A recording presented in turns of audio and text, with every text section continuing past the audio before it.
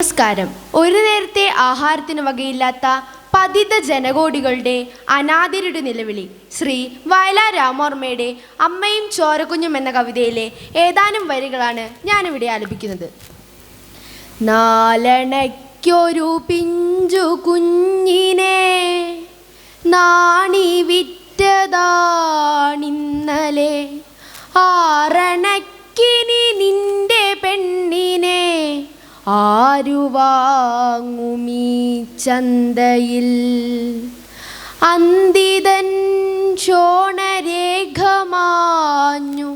തെല്ലന്തരീക്ഷമിരുളവേ, ആ വിശാല നഗരസീമയിൽ ആളൊഴിഞ്ഞൊരു മൂലയിൽ ആ വഴിക്കാരു കേൾക്കുവാൻ വേണ്ടിയാണുയർന്നതാ വാചകം. 4 മാസം വളർന്ന കുഞ്ഞിനോ നാലണയോ സഹോദരാ, വിൽപ്പനക്കാരി കേൾക്ക ഓതിനാൽ വൃദ്ധനാമൊരു യാചകൻ, തന്ത കാണുകയിലൊന്നിനും വീടു ചന്തയാക്കുമീ കുട്ടികൾ. മാനമുള്ളവരാരു വാങ്ങുമീ പാപഭാരക്കുരുന്നിനെ.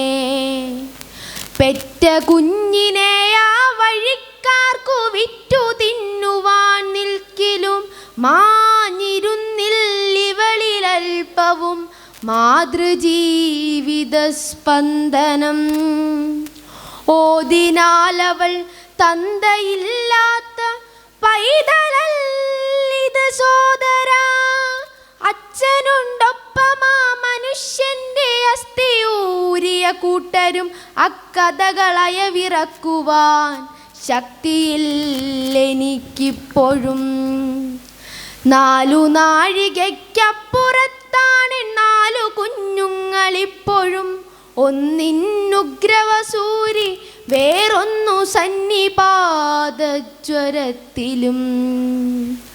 നാട്ടരിയുടെ നാഴിവെള്ളവും നാട്ടിലില്ല കുടിക്കുവാൻ, കയ്യിലില്ലൊരു കുഞ്ഞു കാശുമാ കൺമണികളെ പോറ്റുവാൻ. പട്ടിണിയാൽ തളർന്നു വീണുപോയി മറ്റു 2 എൻ മുലയിലൊരിറ്റു പാലില്ല പൊന്മകൾക്ക് കുടിക്കുവാൻ. ഈ അരുമയെ മൃത്യുവിൻ പിളർവായിലേക്കെറിയില്ല ഞാൻ. കുട്ടികളുടെ തന്തയാജയിൽ കെട്ടിടത്തിലാണിപ്പോഴും, എന്തിനെന്നറിയില്ലെനിക്കിന്നുമെന്തു ഞെട്ടുന്ന സംഭവം. പട്ടിണി മരണങ്ങളില്ലാതെ പത്രവാർത്തയില്ലീടെ, നാഴിനെല്ലിനും 2 കാശിനും 4 ഈറുത്തുണിക്കുമായി കുഞ്ഞുമക്കളെ വിൽക്കുകയാണു നെഞ്ഞു നീറുന്നൊരമ്മമാർ. വിറ്റു തിന്നുന്നു നീളവേ വിലപ്പെട്ട ചാരിത്രശുദ്ധികൾ. അത്തെരുവിലുയർന്നു മാഞ്ഞിതാ ഗദ്ഗദ സ്വരവീജികൾ.